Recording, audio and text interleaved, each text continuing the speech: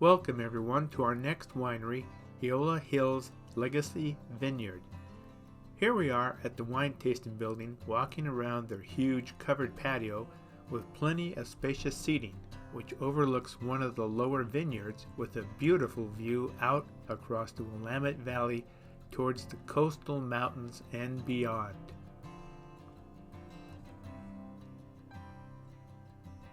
As a large patio continues around the corner, we see there are picnic tables and other seating, plus a huge rock fire pit as part of this expansive patio area. The large rock walls, as with all the rockery on the grounds, was created by the boulders unearthed during the creation of this winery. The views from the patio of the lower vineyard and the sweeping valley floor to the mountains is breathtaking.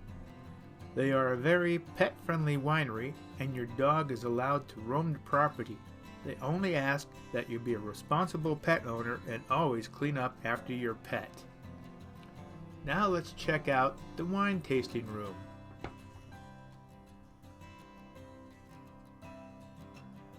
The tasting room is nicely set up with a warm wood motif, with spacious seating.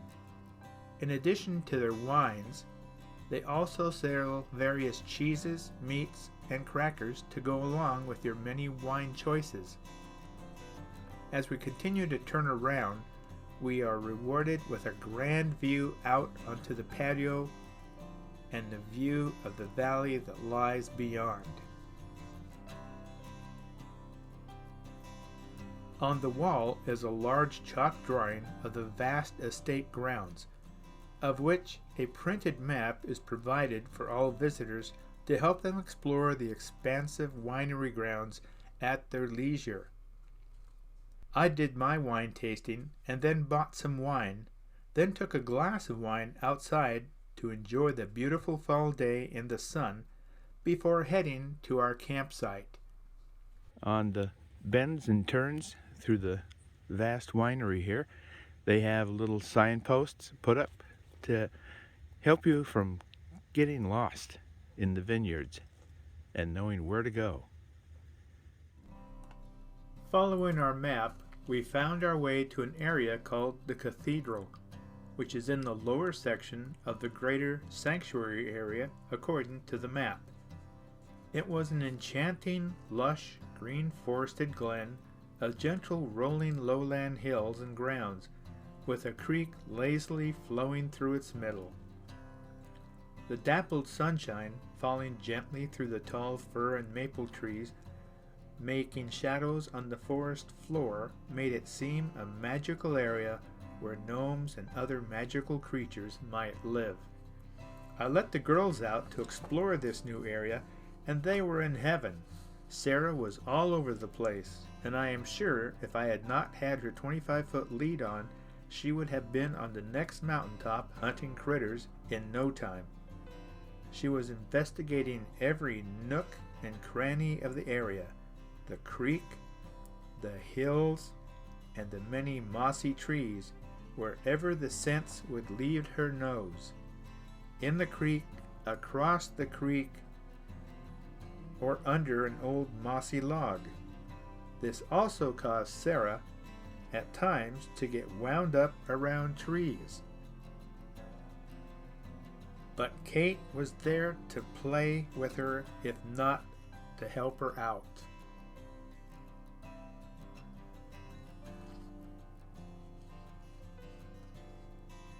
Kate kept trying to entice Sarah several times to play with her, but Sarah had her mind set on finding critters of any kind. Still, Kate seemed to make it all a game, despite Sarah ignoring her.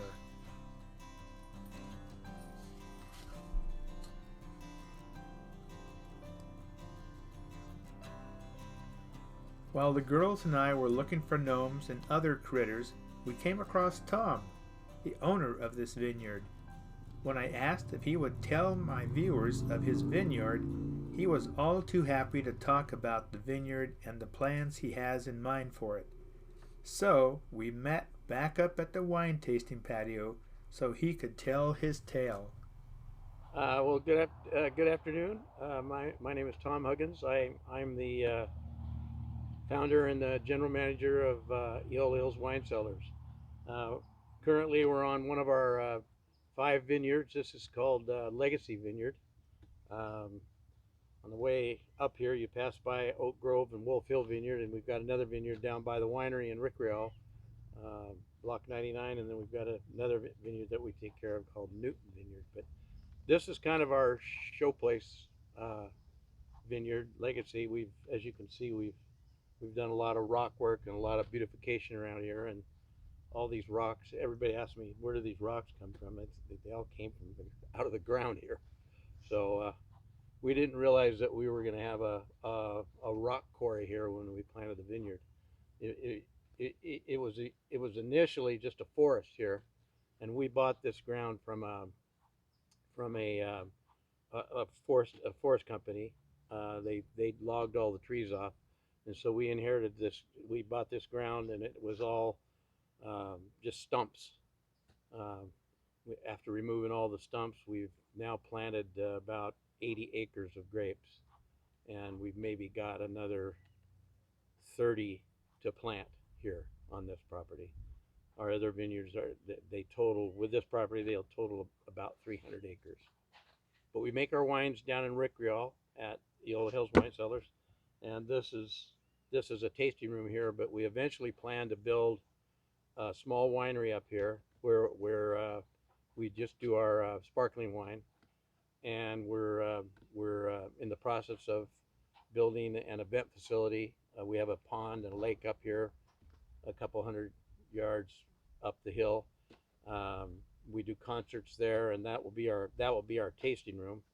And then up on the hill, up on the higher elevation up there, we'll build that sparkling wine facility. And then another part of the vineyard, we've got a knoll over here that's like a $1 million view, and we plan on putting like an inn up there in a little maybe a spa. And so that's that's the long range plan. But this property has been in production for like 10 years. Um, our other vineyards were planted in '82 and '83, and the winery's been around since 1985. So, again, my vision for this property is well, where you are down there, we call that our sanctuary, and we use that for camping and for harvest hosts. And um, we've actually had as many as 300 campers here in one weekend when we had the eclipse here. We had 1,500 people, but 300 of them were camping here. And we've got several spots on the vineyard. The little creek that you're on there actually comes right out of the ground on our property, about half a mile up the hill, and we've got two spring fed creeks. One of them fills this lake up here, and the other one is where you're camping down here, and we call that the cathedral. And then we have another place called the sanctuary, place up on top called Lone Oak that we're developing. And again, we're trying to make this not just a vineyard, but a place, kind of a destination vineyard where people want to come and camp and hike. We're also making hiking trails all around the property. We call it, one of the people that works at the winery, she came up with the idea of wiking. So wine and hiking. So we call it wiking. So everybody says, "What's wiking?" And I always say it's better. Why don't we just call it wine and hiking? But we call it wiking. So anyway, but that's pretty much it on this property. The grapes that we have, primarily Pinot Noir. What you see above you here is about a 40-acre planting of Pinot Noir. Over where you came up, that was Pinot Gris over there. We've got a little block of Riesling up there, and we're going to be planting some Chardonnay this fall, weather permitting, up on a bench called the Lone Oak Bench. And but it's primarily Pinot Noir. Oh, and right behind me here is Marechal Foch. So we'll have 5 varieties here. Got a little block of Cabernet, just a small block that we make we use for making our port wine. But anyway, that's pretty much it. Trying to make this place uh, uh, kind of a destination spot for people that like to do just more than drink wine. They like to hike and camp, and we do concert. We have a concert series every Friday in the summer here. We do a lot of farm to table dinners, a lot of winemaker dinners, various special events, a lot of weddings. So that's what this place is kind of built for. You know, in my younger days, I landscaped. I had a landscape license, and so I just look at this as like a giant landscaping project, a giant landscaping project. But anyway, it's a kind of labor of love, and we're really happy to have you here, and we like our relationship with Harvest Host. We've had a lot of Harvest Host people here, and a lot of them tell us it's the nicest Harvest Host site that they've ever been. Yeah, that's as far as events go. That's my favorite part of the whole vineyard down there. It's so peaceful and quiet and cool. Like on a, you know, and when we have 100-degree day, you know, up here in some of our exposed areas, it's hot. But down there under those big maple trees and fir trees down there, it's nice and cool. Great. It's really comfortable. So. Well, I want to thank you, Tom, for telling us about the winery here. Yeah. It's really always great to have the history of the winery told by the owner and the person that's put it all together. And I appreciate you letting us stay here, being a member of Harvest Host. And you and your dogs are welcome at any time. Yeah, and I see you are dog friendly. You have things out here for dogs, water and stuff. Yeah. And as long as you pick up after them. Oh yeah, yeah. Well, that's. But dogs love it out here. I'm a dog person, so I wasn't gonna be a part of anything that wasn't amenable to dogs. Yeah. Well, thanks again for coming, and anything else you need to know, please ask. Okay. Thank you very much, Tom. All right. Thank you. After a good night's rest, thanks to a few glasses of great wine, I got up, had my coffee, fed the girls, then we all decided to go for a walk in the upper sanctuary area. The creek here was nicer, with more water flowing through the forested glen. We walked across the bridge, and as we did, the girls scouted the area below for any trolls.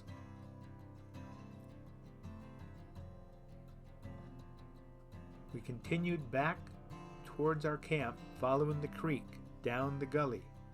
The girls were weaving back and forth, leaving no rock unturned in their inspection of the area. They always seem to have each other's back, and when one pauses, the other has to find out why. We walked up out of the gully to the high end of our area of the sanctuary, where there was a reminder to dog owners to please clean up after their dog. We then took the gravel road down to our RV and looked one last time at the lovely area we had stayed in here on the winery grounds. The early morning sun breaking through the trees made it look so inviting, but I knew we had to move on to our next winery on our travel list. So the girls and I said our goodbyes and were off once more to yet another winery to explore. Remember, subscribe, like, share, and comment on our travels to help our dog travel channel grow. The girls really look forward to your fan mail.